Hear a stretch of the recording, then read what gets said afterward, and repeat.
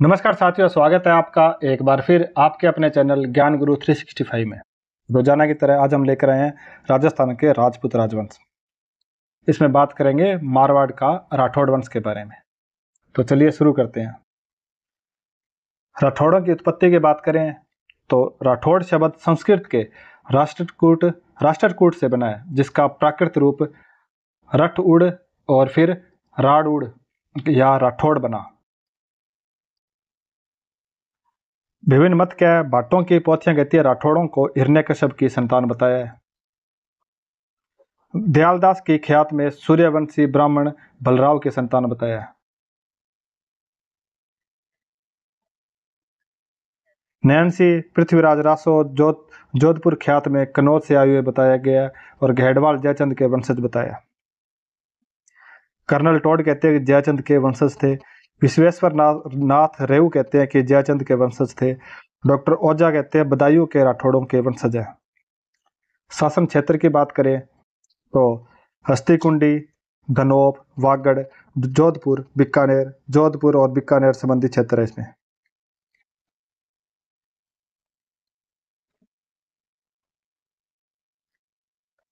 राव सिन्हा 13वीं सदी में मृत्यु 1273 ईस्वी में हुई थी।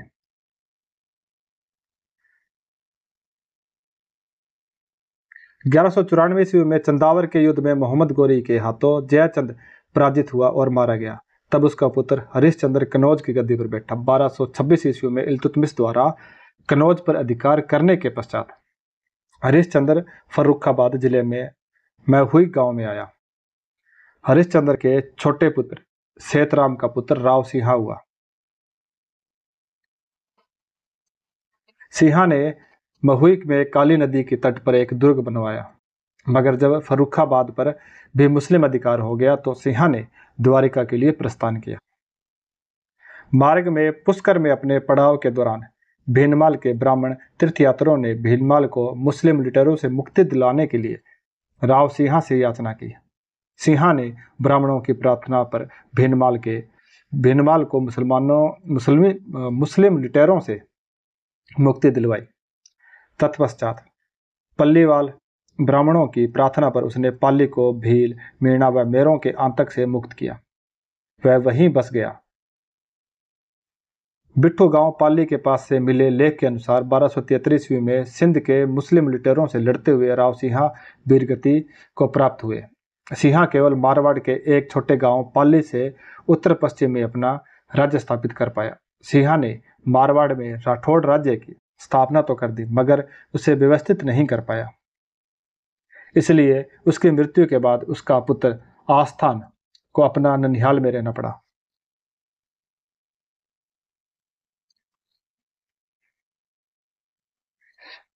राव आस्थान की बात करें तो 1273 ईस्वी से लेकर 1291 ईस्वी यह राव सिंहा का पुत्र था। मृत्यु के बाद ननियाल में रहा था। यह प्रमुख कार्य और युद्ध देखें तो शक्ति संगठन की बात करें तो पाली से हटकर गुंदोच गांव में शक्ति संगठित की, खेड़ और इडर पर अधिकार किया। युद्ध की बात करें तो 1291 ईस्वी में जलालुद्दीन खलजी की सेना के पाली पर आक्रमण के दौरान वीरगति प्राप्त हुई से।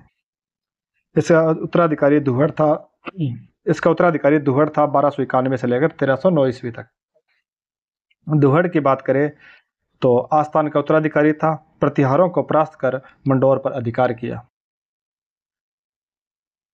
युद्ध की बात करें तो प्रतिहारों से संघर्ष में 1309 में वीरगति को प्राप्त हुआ। इसका उत्तराधिकारी रायपाल था। रायपाल की बात करें तो दुहड़ का बड़ा पुत्र था। यह विस्तार की बात करें तो मंडौर पर पुनः अधिकार किया था इसने, और युद्ध में भाटी और तुर्कों से लड़ते हुए वीरगति को प्राप्त हुआ। इसका उत्तराधिकारी भीम था। भीम, कनकपाल, जालनसी, ये 3 शासक और है। भीम की बात करें तो रायपाल का उत्तराधिकारी था। भाटियों से संघर्ष में यह भी मारा गया। और कनकपाल की बात करें तो भाटियों से संघर्ष में वीरगति को प्राप्त हुआ, यह भी मारा गया। जालनसी की बात करें तो कनकपाल का यह उत्तराधिकारी था और यह भी भाटियों से संघर्ष में ही वीरगति को प्राप्त हुआ। उसके बाद उसका उत्तराधिकारी है छाड़ा। राव छाड़ा मृत्यु इसकी 1344 ईस्वी में हुई थी। जालनसी का पुत्र था, शक्तिशाली शासक था। विजय की बात करें तो इसने उमरकोट के सोडो, जैसलमेर के राव, जालोर, नागौर, सोजत और भीनमाल के शासकों को परास्त किया। 1344 ईस्वी में सोनगरा और देवड़ा चौहानों से लड़ते हुए वीरगति को प्राप्त हुआ। उसके बाद राव तीड़ा, शासनकाल इसका भी अनिश्चित है, ठाड़ा का उत्तराधिकारी था ये। इसने विजय की थी सोनगरा चौहान, देवड़ा, भाटियों, बालेचा चौहानों, सोलंकियों को परास्त कर देना के लिए बाध्य किया था उन्हें। युद्ध की बात करें तो तुर्की सेना से सिवाना की रक्षा करते हुए वीरगति को प्राप्त हुआ। इसका उत्तराधिकारी मल्लीनाथ था। मल्लीनाथ की बात करें तो इसने विजय प्राप्त की थी, तुर्कों से मेहवा छीना था, राठौड़ आधिपत्य स्थापित किया था। उपाधि वैभव और शक्ति के आधार पर रावल की उपाधि धारण की थी। इसका उत्तराधिकारी चुंडा था, 1394 से लेकर 1423 ईस्वी।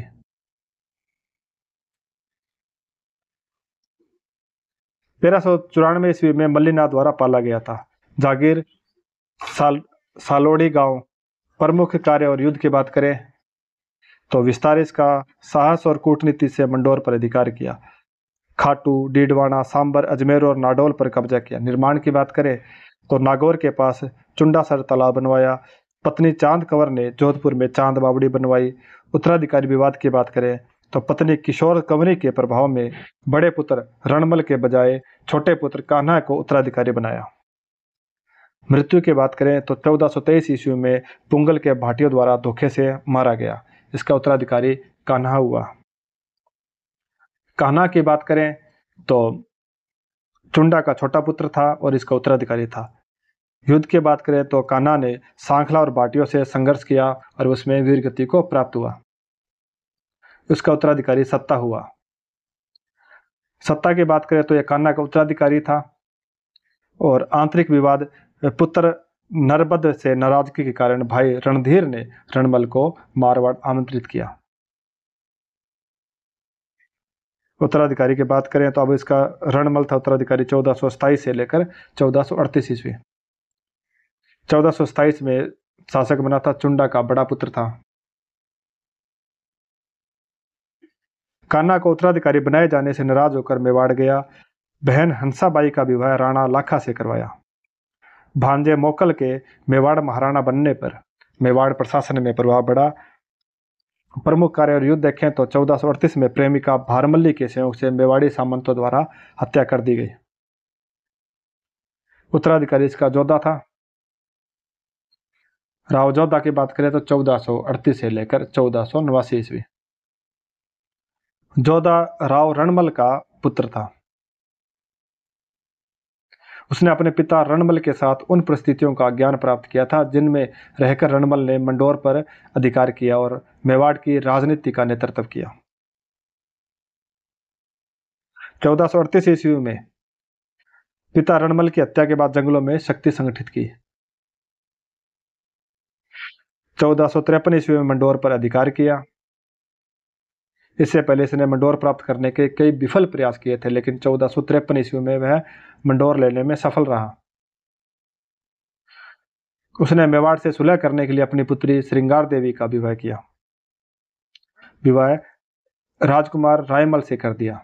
इसके बाद उसने मेड़ता, फलोदी, पोंकरण, भाद्राजून, सोजत, जेतारण, शिव, सिवाना और नागौर को अपने राज्य में मिला लिया। जोधपुर स्थापना की बात करें तो 1459 ईस्वी में जोधपुर नगर बसाया और राजधानी बनाया। नई राजधानी को सुरक्षित रखने के लिए चिड़ियाटूक पहाड़ी पर एक दुर्ग बनाया जिसे मेहरानगढ़, मयूरध्वज गढ़ चिंतामणि कहते हैं। किले में नागनेची माता का मंदिर बनवाया। निर्माण की बात करें तो पत्नी जसमादे ने रानीसर तालाब बनवाया। माता कोडमदेव के नाम पर कोडमदेसर तालाब बनवाया।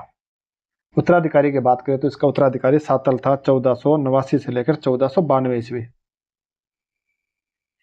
शासनकाल 1489 में जोधा का उत्तराधिकारी था। प्रमुख कार्य और युद्ध की बात करें, कोसाणा युद्ध 1492 ईस्वी में हुआ। इसमें अजमेर के सूबेदार मल्लू खां के सेनापति गुडला खां को परास्त किया। युद्ध में घायल होकर मृत्यु को प्राप्त हुआ। घुड़ला उत्सव की बात करें तो घुड़ला खां पर विजय के उपलक्ष्य में घुड़ला उत्सव मनाया जाता है।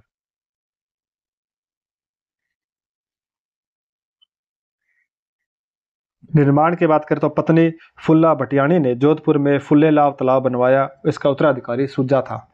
सुजा का कार्यकाल 1492 से लेकर 1515 ईस्वी। शासनकाल 1492 में सातल का छोटा भाई था ये।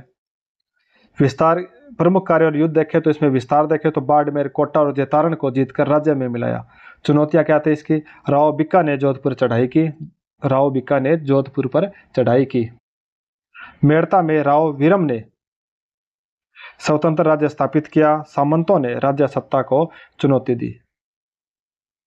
तो आज के लिए बस इतना ही। कल देखेंगे राव गांगा, उसके बाद मालदेव। तो अब देखते हैं इसके कुछ क्वेश्चन। राठौड़ शब्द की उत्पत्ति किससे मानी जाती है? तो इसका आंसर है राष्ट्रकूट से।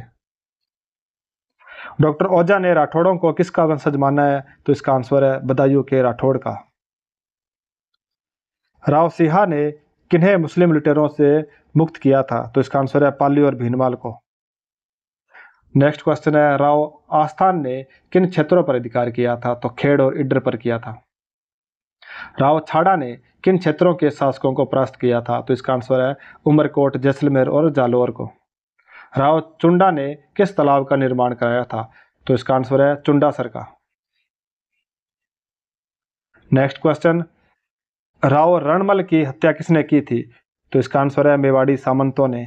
राव जोधा ने जोधपुर नगर कब बसाया था? तो इसका आंसर है 1459 ईस्वी में। नेक्स्ट क्वेश्चन, घुड़ला उत्सव की शुरुआत किसके विजय के उपलक्ष्य में हुई थी? तो राव सातल के। लास्ट क्वेश्चन है राव सुजा ने किन क्षेत्रों को अपने राज्य में मिलाया था? तो इसका आंसर है बाड़मेर, कोटा और जेतारण को। तो आज के लिए बस इतना ही। मिलते हैं कल इसके नेक्स्ट पार्ट में। तब तक के लिए धन्यवाद। अगर आपको वीडियो अच्छा लगता है तो वीडियो को लाइक करें, कमेंट करें और यूट्यूब चैनल को सब्सक्राइब जरूर करें। मिलते हैं कल। तब तक के लिए पढ़ते रहें, बढ़ते रहें, सीखते रहें। जय हिंद, जय भारत।